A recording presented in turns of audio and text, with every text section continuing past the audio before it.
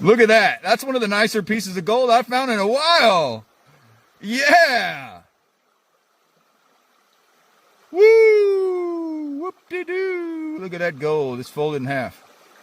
Folded in half. That's a pretty big flake folded in half. Alright, so this is from 3 days of sluicing in the new spot I found.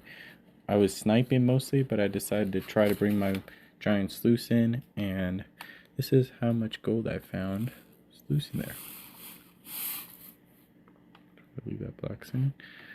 4.12, which is not bad. I believe it's about $350 worth of gold for 3 days of work. So yeah, so if you spend like a week there, you wouldn't do too bad sluicing.